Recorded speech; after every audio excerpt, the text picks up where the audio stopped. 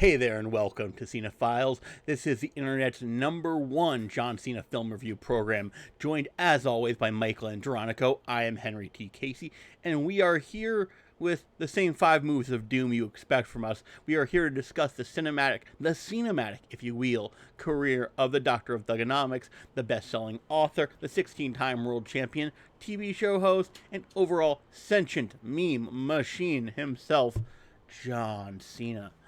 And we're coming to you. If the voices sound a little weird, that's because we were actually out hanging out last night, IRL, and talking over a quite loud park.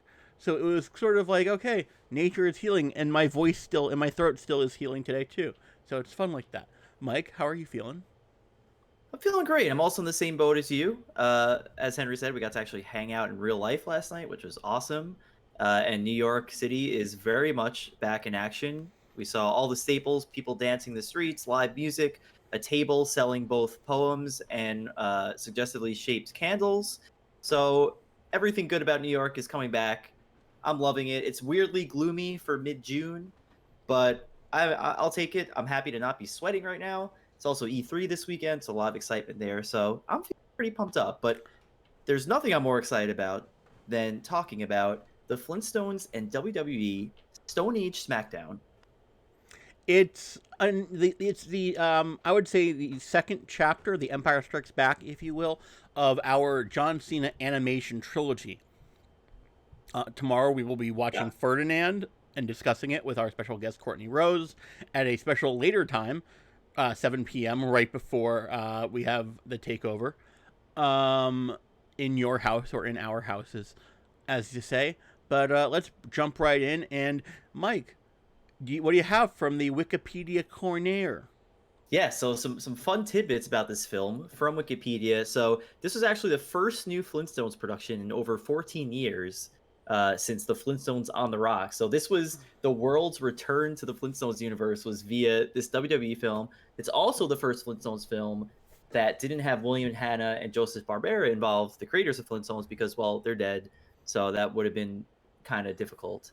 Not a lot of stats about how it performed. This was a direct-to-video animated film. It seemed to get some decent reviews. IndieWire called it a brand new release that so meticulously recaptures the salad days of Hanna-Barbera that it only makes one yearn for more Flintstones cartoons. That's up for debate. We'll get into it. But yeah, came out March 10th, 2015. It's also part of the DVD collection, The Flintstones, 2 movies and 5 specials. The value. This movie is about value and how Bang Fred has no values.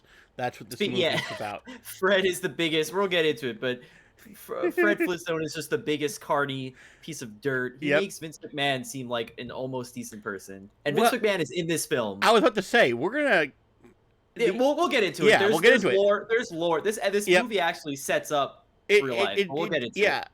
But this film, as always, I will meticulously give a note about the opening credit because we have a Flintstone style, as in granite being shattered with a chisel, Warner Brothers logo and WWE Studios logo. Very minimal, but cute.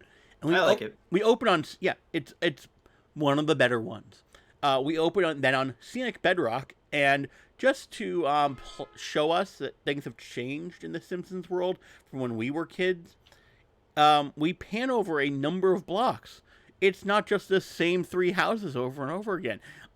They're doing world building here on a scale that's pretty self-aware, and not speaking of not being self-aware, Fred is in bed while he's thinking about asking his boss for an advance on his paycheck, because he wants to go on vacation, and then he's Fred slept in and he's already late for work, and I assume that Fred made the mistake of not setting the animal rights abusing alarm that he probably owns.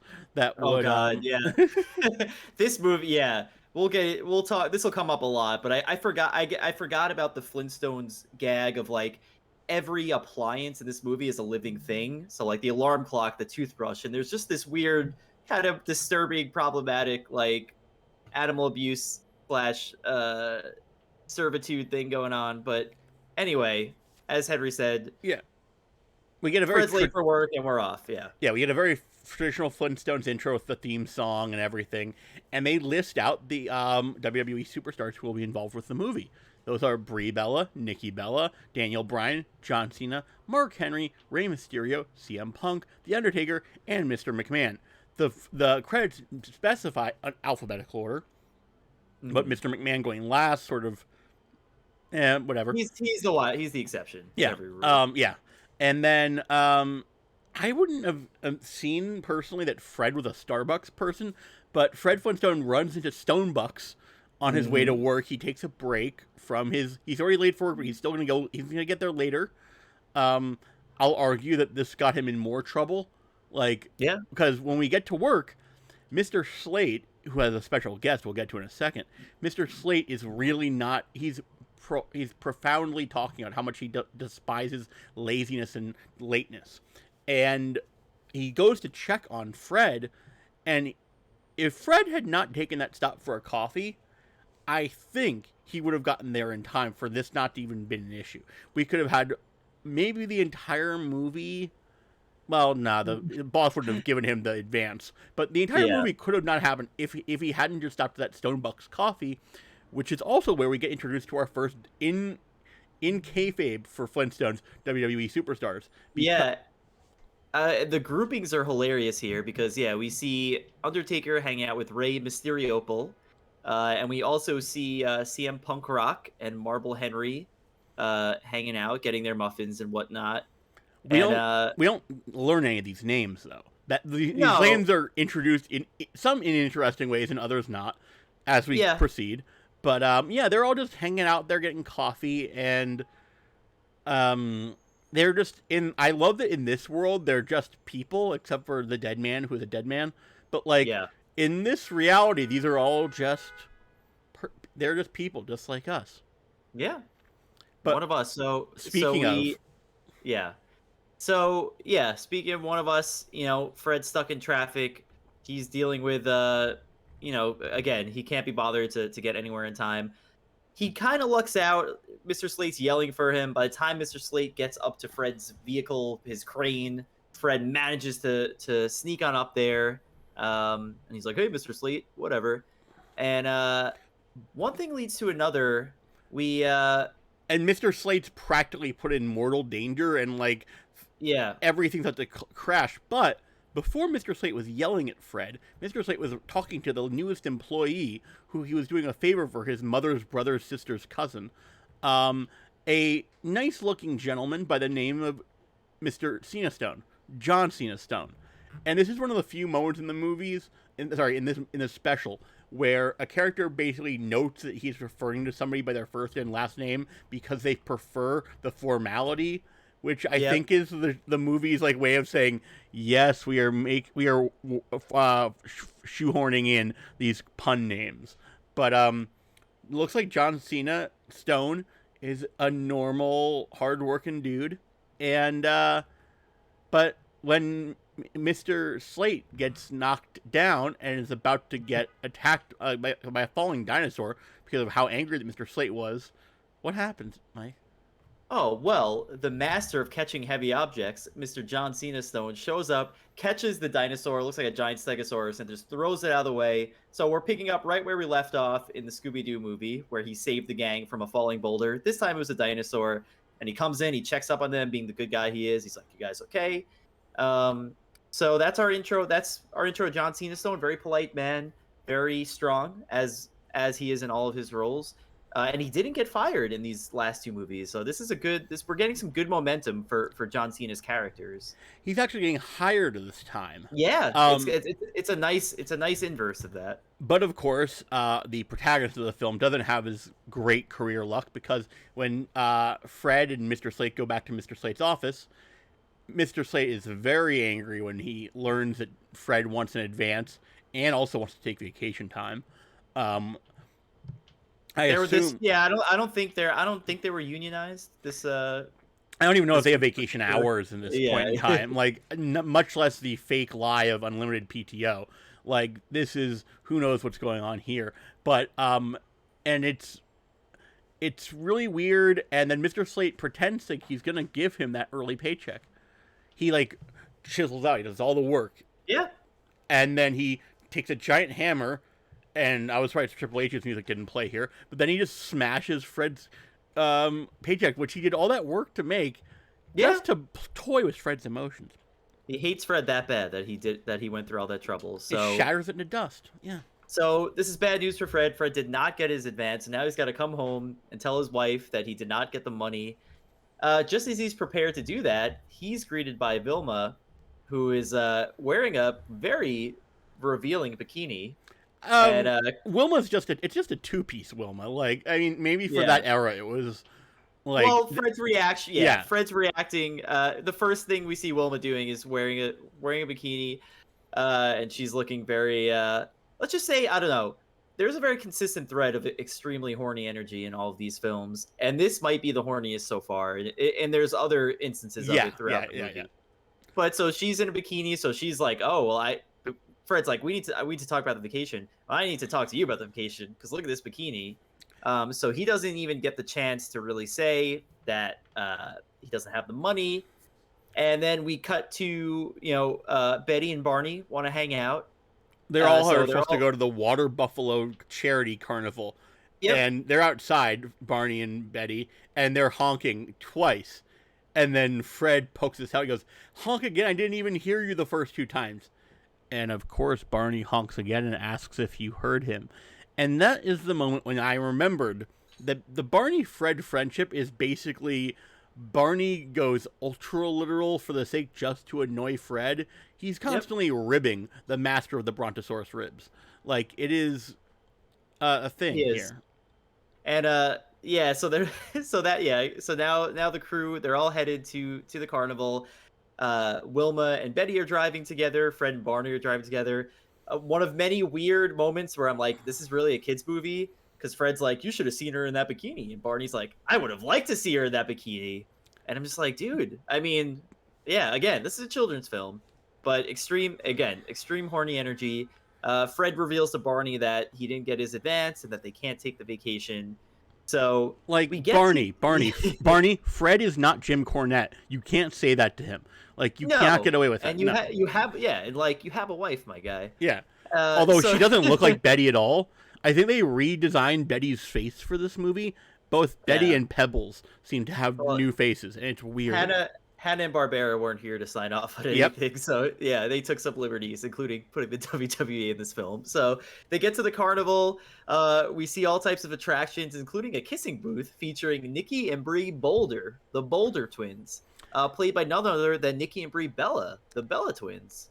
Which that just feels like a really too on the nose joke about how WWE sexualizes women to call them the Boulder twins. Like, okay, great, good for you guys. But then there's a guy who walks up to their booth, and he's asked how much for a kiss, and they say 100 clams. He goes, "Oh, that's a lot." And then they try to say, "Oh, it's consider it half off because you get one from each of us." Then he goes, "Well, okay, I'll buy 502 kisses." And he whips out a giant bag that's bigger than he is. And you just remember that the Flintstones movies and all the Hanna-Barbera, the sight gags are just, but they kiss him. And then he just goes full hornball by his neck spinning and you think the heart eyes emoji is a lot. This is that to the 10th degree. And our once we see that, Fred himself tries to get in the kissing booth, to which Wilma immediately drags him out. No, she just yells, "Get out of that line, Fred!" Yeah. And he goes, it's for charity. Yeah, sure. But the big attraction, which really leads us to the main plot of this movie, is that there's a Boxeroo booth, where Barney is having his kangaroo. What's it called? A Hoppy. Hoppy is the name of the dinosaur, and the running gag is not remembering what the name of the genus of the dinosaur is. Yep. And I guess I'm just as bad as Fred's the villain of the movie, but I'm just as bad as anybody else because I can't remember what kind of because they corrected it 7 times. But basically, people just get in there to box with Hoppy, and Hoppy just keeps beating everybody up, developing its own Undertaker-esque streak here. It's really going full form. But then, out of nowhere, we get wrestlers. Because 2 guys who look like CM Punk and Mark Henry show up, And CM Punkrock, we later learn his name is, says, "I got this in the bag, Marble Henry." And Mark Henry goes, "You can just call me Marble." And CM Punk goes, "I prefer the formality of last names," is his exact line. And Yep. that's not CM Punk. Like, Yeah. he's a tattooed dude. Come on. He's the absolute opposite of Yeah. formality, but there's some great self-aware CM Punk humor coming Yep. later on. But yeah, so CM Punk and Marble Henry, who are ostensibly the antagonists in this film, which is so bizarre to me. It's weird enough that they're paired up, and even weirder that they're kind of put as a sort of antagonist. But yeah, Punk's like, "Come on, you big giant ugly dino rats, take down time!"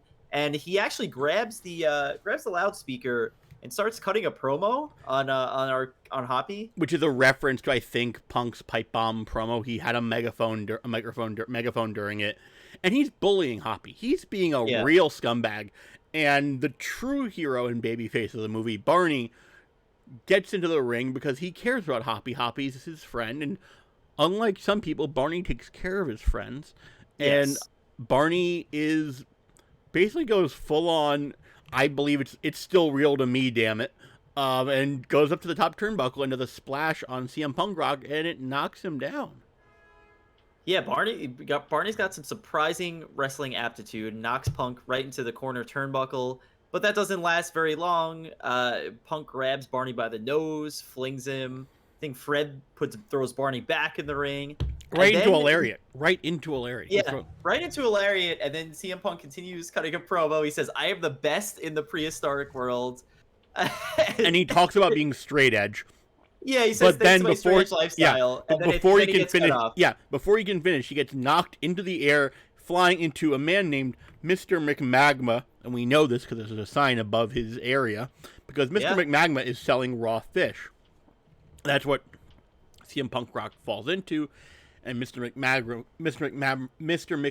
goes, "This raw fish business stinks." Yep. But Mr. McMagma congratulates Fred because everybody seems to like this and they're giving money. And Mr. McMagma is pretty impressed by this industrious businessman-like behavior. Wouldn't you say, Mike? Yeah, so the dollar signs start turning in Fred's eyes. He realizes that he could make a lot of money putting on some kind of wrestling show, like what just accidentally happened in the ring. So Fred starts formulating a plan. He goes to visit Barney in the middle of the night. Of course, the running gag of Fred just showing up when Barney's in the bathroom trying to pee, or in this case, brushing his teeth with sentient dinosaur brush. Again, the animal abuse in this film. The line for the toothbrush dinosaur is, "And for this, I went to college?" Like, Yeah. it was, and like, It's really sad. But before they go home, Betty tells Barney, "You never do something dangerous like that again," which is important. Which is important dialogue because Fred pops in, and he's the devil on Barney's shoulder, tempting him with money, and because Fred and Wilma are supposed to go on a vacation to Acapulco, and I think Fred basically tells Barney, "You could take Betty. We could all go together with this much money." Yes. So again, Fred's got a plan. He thinks that this is how they could make the vacation actually happening, despite him not getting his advance. And of course, Fred starts recruiting some potential talent for this show he's putting on, this new promotion he's putting together. And the first man he talks to is none other than Cenastone, who's casually just lifting rocks as one John Cena would. A really funny existential moment. Cenastone goes, "Well, I don't plan on breaking rocks my whole life," saying like, "This is gonna be my job forever." And Fred just has this blank existential stare for what feels like a minute. After he's like, "None of us do, kid," and then he just realizes his whole life flashes before him. You could Cena hear still "Hello says- Darkness, My Old Friend" playing Yes. over that moment. It was Yep. it was real, damn it. Yep. Cenastone says, "Oh, maybe music is my thing." So, which again is the great gag of Cena being this like very cultured individual, despite being the most muscular man alive. And Fred goes, "Music with muscles like that? You should join my sports entertainment event." Which I love that's what he calls it. That's his So- natural way to refer to it. There is nothing that would suggest that to him. That is what he referred to it as. But we're going to another place to recruit. We go to an office. But why would we go to an office, Mike? Is the IRS going to be there? What gimmick makes sense for an office?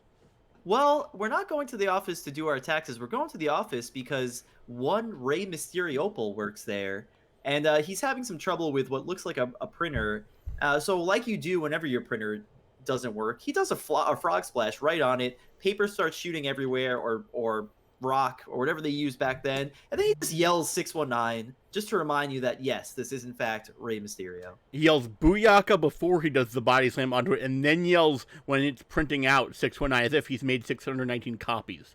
Nobody knows at this point why It doesn't make any sense. Yeah. But then they go to a graveyard because, well, we already know where this is going. There's a guy who's digging up a grave, and no, that's not who you want. We turn around. No, Cenastone shakes his head to Fred when Fred's like, that guy? And to our left, the Undertaker was just standing around in full gimmick and growling. And Barney is so scared he jumps into an early grave. So R.I.P. Barney. Yep. But luckily we have the Undertaker on board, which I love that the Undertaker is like the one character in this movie that he doesn't get a gimmick Flintstone's name. He's just the Undertaker. Because how do you... Yeah. He says no puns. His dialogue is all Undertaker. Like, this is still in the era when Undertaker didn't do cameos. This is before he had, like, complete... This is a 2015 movie. You're still protecting the gimmick. You know, still streak, not showing too much. The streak is over at this point. That was 2014, I think, at WrestleMania 30. But this is still... The Taker is Taker. And Fred is now handing out flyers for his event. Which, if you paused and read like I did, you would learn that Fred's company is going to be called FFE, Fred Flintstone Entertainment. It's a great name for a promotion. Just rolls off the tongue. I'm sure it will inspire future businessmen to start their own promotions. So they're passing flyers around, and they run into one Daniel Bryrock, who, of course, is Daniel Bryan. Cenastone is trying to convince him to come to the show. He doesn't seem very interested, and they have this classic back and forth. He's like, no, I don't. Yes, you do. No, I don't. It's the yes and no chant thing from Daniel Bryan and Kane's run. But then, as you're saying, they go full animation on it, and it basically turns into the Bugs Bunny, Daffy Duck Season, Wabbit Season gimmick, and John Cenastone reverse engineers Daniel Bryrock and saying he'll show up. But when Fred asks him, do you think he's actually going to be there? Cenastone's like, if I had to say in a word, I'd say, nah.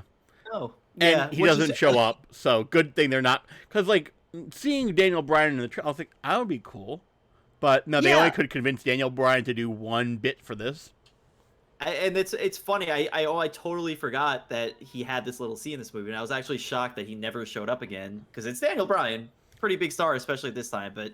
You know, he had his little cameo. Yeah. It was funny. This is right after he beats, if it's 2015, who knows when this was produced, but it was released after Bryan wins both titles at WrestleMania. Full yes movement in effect, but he might have actually already been early, like, time off retired at that point, because he didn't, it was sort of soon thereafter, but that's neither here nor there, because they were trying to find more talent, and CM Punkrock is intimidating Barney again. But ever the peacemaker, Marble Henry shows up. He's got ice cream to try to solve things. Yeah, so Marble tries to extend some ice cream. Taker eventually shows up, as do the rest of like the good guy crew, the good guy wrestlers with Cena and Mysteriopal. He ominously says, "Your ice cream's melting," to Punkrock and Marble. And we also, at this point, Wilma does not know what Fred's up to. So she does not know that he's running a secret wrestling promotion. I think I don't know, she says something like, "Are you doing another one of your harebrained schemes?" He claims he has to go to a poker night with his buddies, and she's like, and then he specifically does this thing that, like, I remember happening so often. It's like, "No, Wilma, I promise I'm not trying to double our funds at a poker game tonight." He's lying by omission, which... Yeah, he's technically telling the truth. He was not going to a poker game. Technically, the least valuable form of telling the truth. But then Fred's making a lot of claims about how they're going to get rich and do well. No, sorry, no, I'm reading my notes wrong. Turns out they're making a lot of clams from this. And Fred points out to the crowd, and look at all those. They're 10 clams ahead. But this is the point where I started to wonder, have they talked with the wrestlers, if they're making any money. Is Fred paying them anything? It's never discussed in the movie, and because it seems like Fred is looking at the giant bucket of clams like they're his and Barney's, it sort of seems like Fred is cheaper than even Gabe Sapolsky. Like, it really is not good here. Yeah, and speaking of which, this is where Fred really starts to reveal himself as the proto Vince McMahon, as the first terrible, somewhat evil, inconsiderate wrestling promoter, because he's in the locker room, everyone's chilling, Cenastone is sleeping, Rey Mysteriopal's texting on his clamshell phone, get it? Yeah. It's literally just a clam. Taker's reading something on a tablet, a literal stone tablet with a screen on it. And yeah, Fred starts yelling at everyone like, "Come on, guys, we got to get it together." He eventually starts ripping Rey Mysterio's clothes off, which leads to a really funny gag where he rips his pants off, and Matt happens to have tights on. He's like, "How'd you know I have these on?" He's like, "I didn't." Or consider that a lucky something. I don't know, but that's when we learn his name is Rey Mysteriopal. And again, This is the kind of, I think it was something else recently. This isn't a spoiler, but like in Loki episode 1, the phrase temporal aura comes around, and I think Rey Mysteriopal is like the kind of, I'm like, wait, I have to rewind. It was just like, okay, you're really going full many different kinds of rock and gem. Okay, good for you. Yeah. But then Fred rips off Ray's outfit, and he's trying to talk everybody into getting outfits on because it's from because this used to be a carnival, so he just throws clothing at everybody. And this is when we get the first really weird moment of the movie, because Undertaker walks up and he's wearing some tight undergarment, and he goes, "Are these things supposed to be so tight? They're creeping up something terrible." And he just turns around and like presents his ass and like sort of has a wedgie to Fred and Barney. But Fred is like very confident. He's trying to tell Barney, like I said, this ain't dangerous. It's an event. So he's basically like, it's not real, you dumbass, sort of thing. Right. And he's tempting Barney again with the vision of a vacation, because it seems like Barney's going to be a competitor of some kind, because that's what did so well the first time. Right. Fred's the ring announcer. And, like, we cut to Cena and Mysterio as the first wrestlers. Yep. And what happens, Mike? What is this? So yeah, so our first match on the card, Cenastone and Mysteriopal, and they don't know what to do because wrestling hasn't existed yet. So they're just like, what do we do? Like, they're just hanging out. Fred gets in the ring. He's like, put a hurt on each other, and they're like, but we're friends. Why would we hurt each other? Which is, again, the parallels between Fred and actual real wrestling promoters. So Fred eventually gets them to put a match on. They start with this very weird, they start flexing. There's a lot of pecs bouncing action. Pretty funny visual gag. Cena hits a massive spinning pile driver on Rey Mysterio. Drops him right on his head. Like, yeah, right on his head. But apparently they just learned how to work a pile driver perfectly in the last 3 seconds, because Rey gets up right away, holds up Cena's arm. That's the whole match. He basically gives the match to Cena. Somebody in the crowd yells, "Just one move!" Yeah. So this was probably the first squash match in history. Yep. This is probably the first wrestling match in history, and by proxy, the first squash match. So the crowd is not happy with this. Oh, and also as a side note, Cenastone says, "Wow, sports entertainment is fun." So we got our 3-second squash match, and the crowd is not happy about it. And then we have to have a second match, and Fred says, "Okay, Barney, you're up." And we got our next match is Battling Barney Rubble versus The Undertaker. Again, no gimmick name. It's whatever. Yep. But then Barney is basically presenting himself as the chicken bleep heel, basically. Like, Undertaker is chasing Barney around the ring, and I mean, Barney's obviously the babyface too, but like, Fred, the real villain, lowers a giant lion cage to make Barney have to fight The Undertaker. Yeah.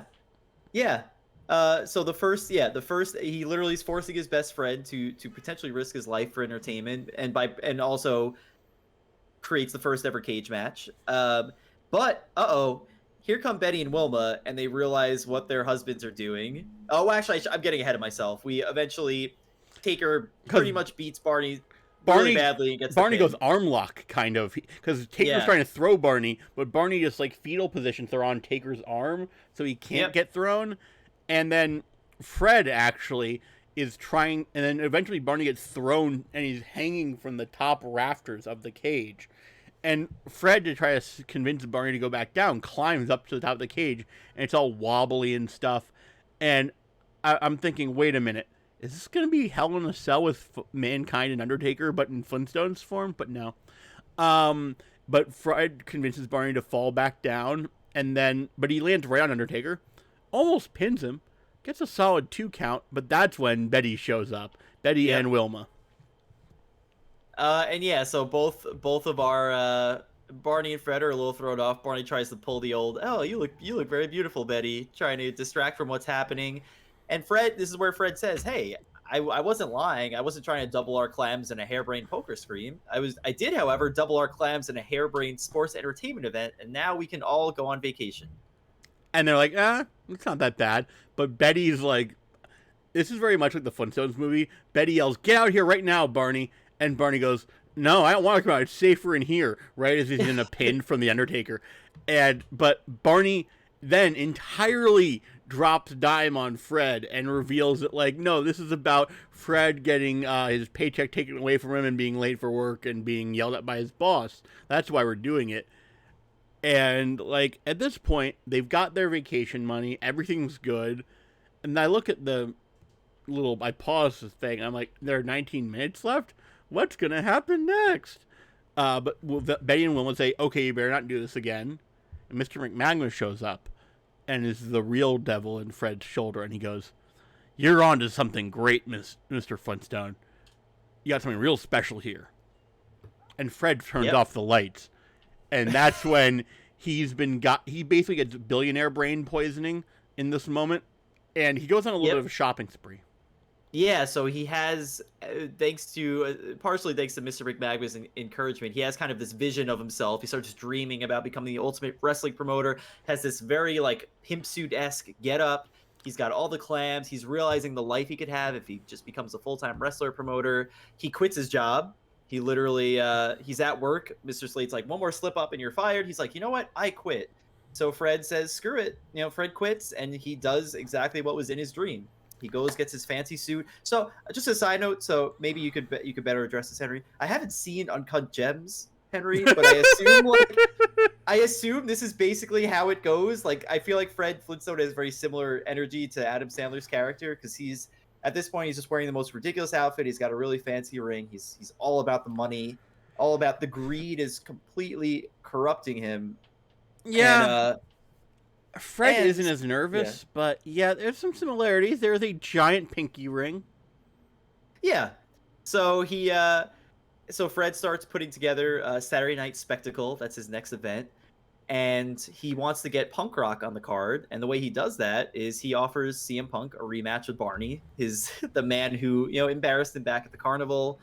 Of course, again, Fred interrupts Barney in his private bathroom time. Barney's just trying to pee, and Fred shows up, and he's like, "Hey, we're gonna do another wrestling show." It also turns out he spent the vacation fund on his suit, so and Barney's like, "What the? Get the money back! Come on!" Yeah. And Fred's very convinced that they'll make even more money and it won't even matter, and they'll have everything they need just from sports entertainment, as they call it. And so we get to Saturday Night Spectacle. Fred cuts a great little introductory promo. He's like, "You know how I got here? I didn't give up on a dream I had for almost a week." That was one of the better lines of the whole thing, was like him admitting that there's no... But then the crowd doesn't really care about Mr. John Cenastone, Rey Mysteriopal, and The Undertaker. When there's a giant there's a giant, like, screen, and, like, production value is pretty good for the Stone Age. But yeah, the crowd's chanting, "Barney, Barney, Barney." And Fred basically pulls the whole card is subject to change, but not really saying it. And then he says, "I'll fight." And he goes, "Forget Barney. I'll put myself in the line." And John Cenastone pops up and goes, "Forget Barney?" And The Undertaker goes, "He's your best friend." I love that The Undertaker is like the moral compass of this film. It's like yeah, and then Fred says like, "I want to see you two destroy each other." And I think it was Cenastone that's like, "But we like each other." And Fred's like, "Not anymore, you don't." So he's yeah, he's trying to get his guys to fight, and they're Fred said, telling Fred says, "Fame and fortune. What more could you want?" And I think Undertaker or Cenastone pops up and goes, "Friends." yeah, that And was Taker, and, yeah, and he says, "Not cool, Fred, not cool." So Taker being the angel on Fred's shoulder, saying, "You shouldn't do this." and Fred goes, "The Undertaker. I thought we were buds." He doesn't address him in a modified form. He goes full first and last name, The Undertaker, to Yep. address him. And then CM Punkrock and Marble had been saying, "Get the Boulder Twins. We gotta get. They're up for fun too." And then so while all this debate's happening backstage, they basically hold the ring hostage. Punkrock, Marble, and the Boulder Twins. And Punkrock starts a rematch chant, but not much happening here.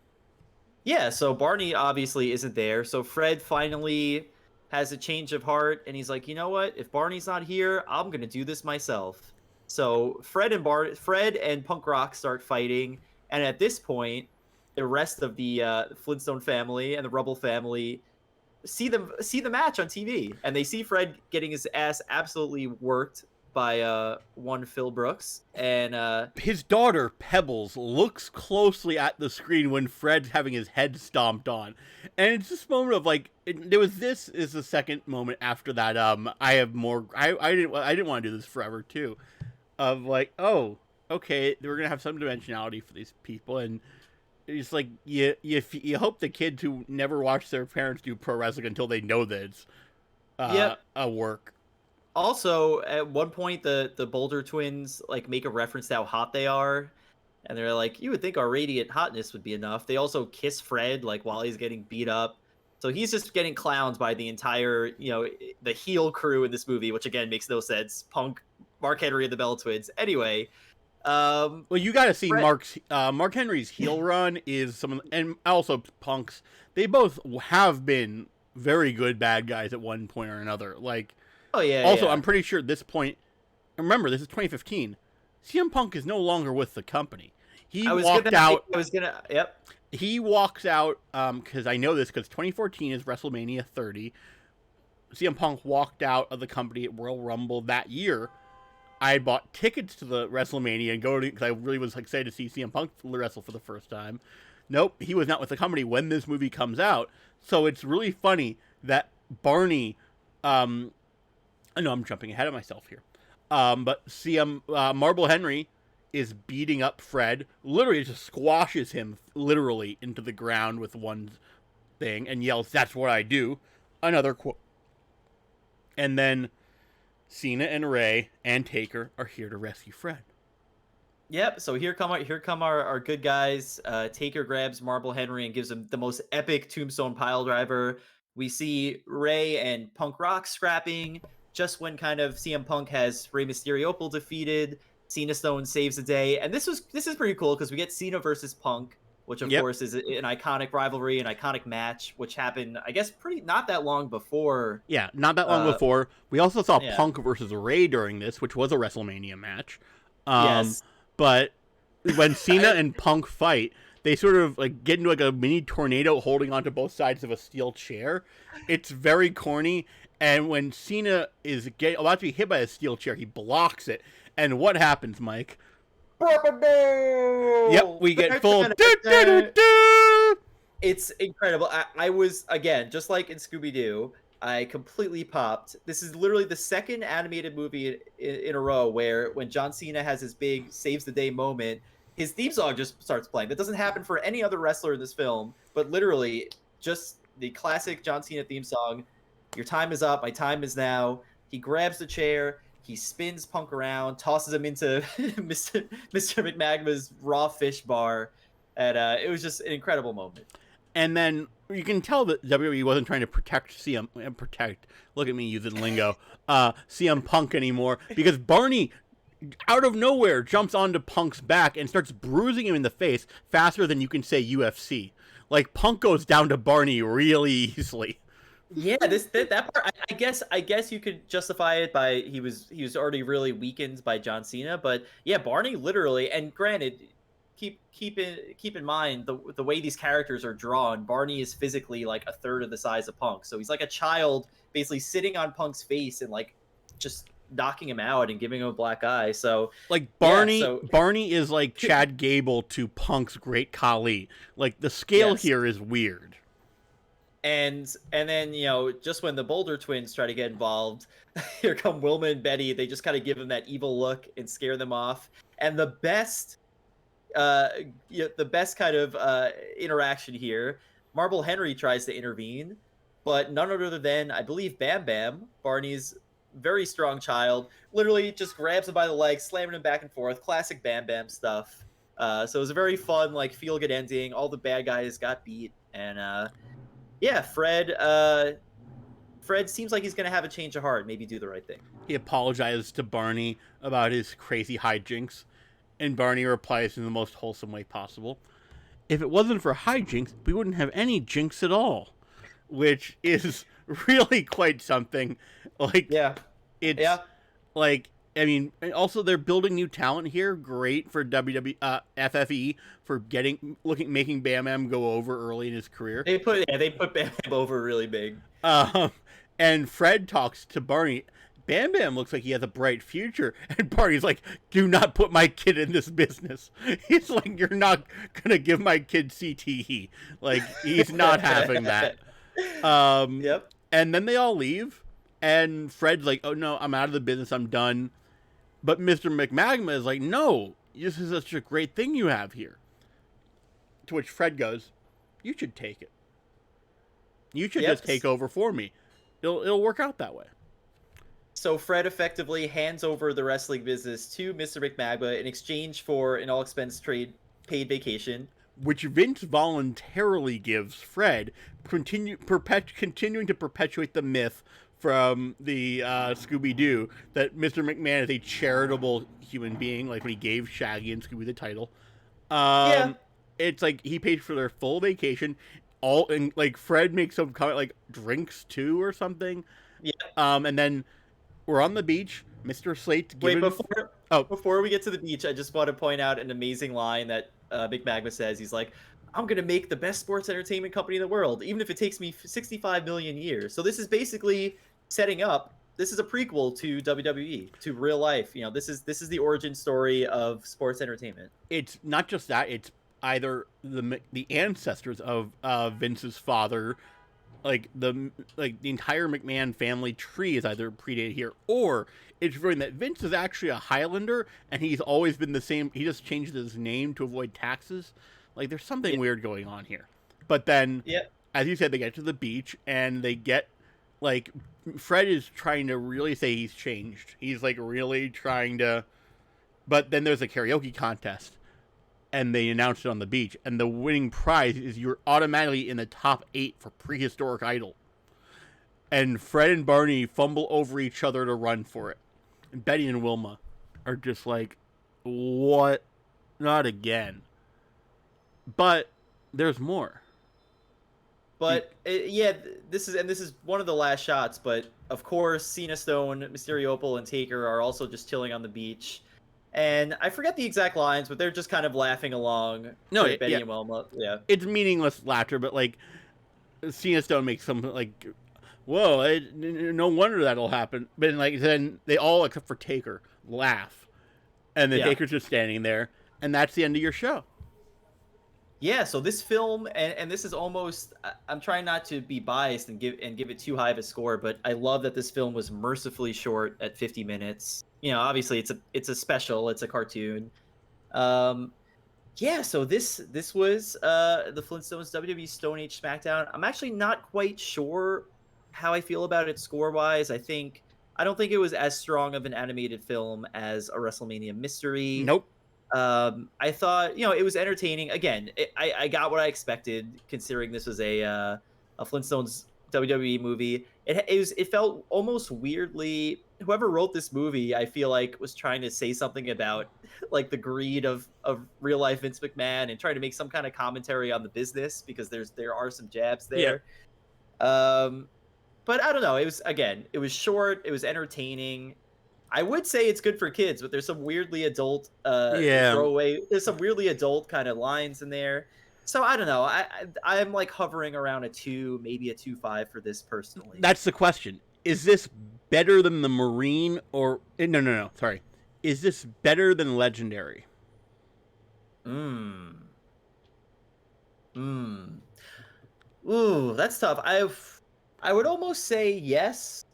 I think part of my bias is the length, where Legendary Yeah, there was it didn't drag at Legendary all. dragged. Yeah, Legendary dragged. Even though it was kind of a feel good story, like they're actually somewhat similar movies. But is it on I mean, par with? Okay, if we're gonna give it, if we're saying it's better than Legendary, is it yeah. on par with the Marine in terms of the experience? Hmm. I had a better time watching the Marine. Yeah. So I think this is our first two. So we've now got one half knuckle delineations from 2 to 3. I'm sorry, it's from 1 to 3. Um, so we're ranking. If we were to rank them in order from worst to best, the Reunion at 1, Legendary at 1.5, Flintstones and WWE Stone Age Smackdown at 2, the Marine at 2.5, and then 12 rounds and Scooby-Doo WrestleMania Mystery currently tied at 3. We'll rank these all again later. But Mm-hmm. I agree with you. I think it's a solid 2. It's like it couldn't be any busier unless they really wanted to dive into the seedy scumbag nature of Fred Flintstone, wage thief. Like they Yep. really Yep. would have to do a lot. Like it already felt like it was kind of stretched out in ways, but like I don't know. My only reason why I might go lower, or nah, I think 2 is good, but like it really was light on the Cena. It was very much the Right. Fred show. Yeah, that's the thing we didn't talk about. That's why we didn't cover this movie in our first run of Cinephiles because it didn't feel quite like a Cena movie. That being said, I think the screen time he got was all very good. Like they leaned into who John Cena is, him being kind of the wholesome proto face, proto good guy, and he does have great moments. Yeah. Him casually lifting stones, him saying he wants to be a musician, him having that honestly part of the fact that this movie is even a 2 for me and not a 1 is probably almost riding entirely on him showing up, Yep. grabbing the chair from CM Punk and having his theme song play because that was incredible. So yeah, not a lot of screen time for Mr. John Cena Stone, but I thought he made the most of everything he had. Exactly. Also, he was on the cover of the DVD case, which is part of why we give the inclusion. If Cena's not on the cover of the poster, he's definitely not going to be a big enough character. Yep. Mike's got his prop. Side note: this episode is being recorded on June 12th, so happy birthday to Marble Henry. Yes, the world's strongest caveman, as he was known in this movie, is a year older as of today, or a today plus X number of days, depending on when you're listening to us later. AEW's Twitter account just wished him a happy birthday with one of their very nice graphics. I'll give AEW credit; like these little happy birthday tweets are always very good. Like Yeah. it's sort of. I mean, there's a lot of people in WWE, but like it's sort of shamed. Like, why doesn't WWE do that? I don't know. But yeah, I think this is a pretty good, not terrible addition. It's not the worst we've seen. It's definitely somewhere. And If you're curious about like, yeah, if you're looking for a WWE adjacent animated film, it's only going to take up 50 minutes of your day. I'd say it's worth checking out. yeah, like yeah. And I believe if you want to watch it, you can get a 7-day free trial to Boomerang to watch it with. I think that's how this Yeah. works. Yeah. That's how I watched. Just like we did. Yep. So yeah, that's how that works. Tomorrow night, as I said, we will be talking about Ferdinand with special guest Courtney Rose. The episode starts around, if not slightly before, 7 p.m. Eastern. Ferdinand is on Disney Plus, so most of you have a very easy way to watch it. After that, and we're still trying to figure out the date for this, because CES is screwing up everybody's lives, but after Ferdinand, we get into really what I would call the true, like, we talked about, like, Scooby-Doo being the jump up on the chart of things getting better.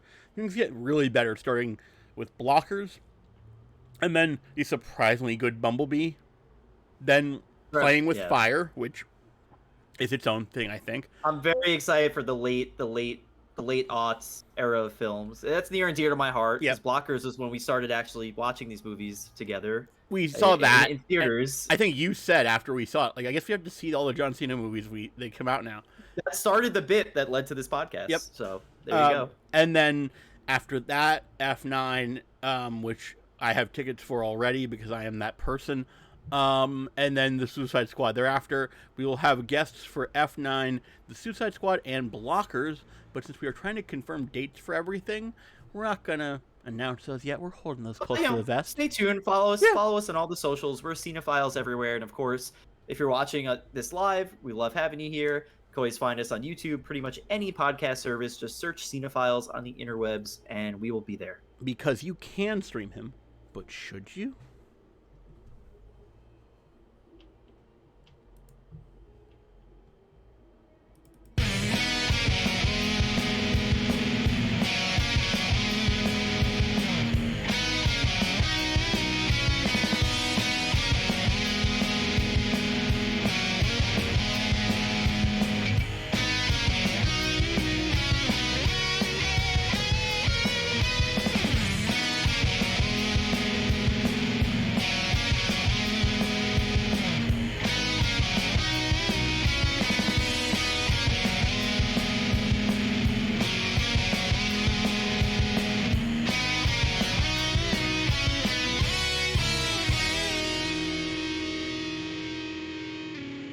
Sweet.